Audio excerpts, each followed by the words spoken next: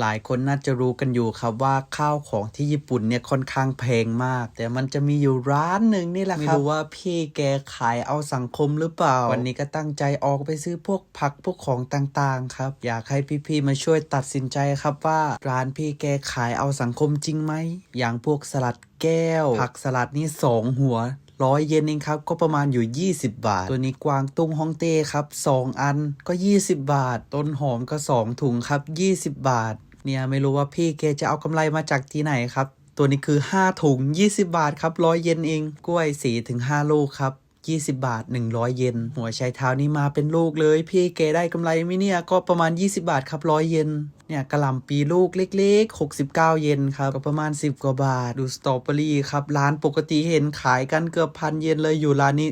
299 เยนครับก็เลยไปจัดมา1 กล่องจะว่าไปครับมีพี่คนไทยทำงานอยู่ด้วยครับไปเจอแกเมื่อกี้โบกมือทักทายไปครับสวัสดีบอกว่าพี่ครับทำไมวันนี้ของถูกจังเลยเห็นของเต็มตะกร้าแบบนี้ครับจ่ายไปแค่ 1,100 เยนเองครับหรือตีเป็นเงินไทยประมาณ200นิดๆ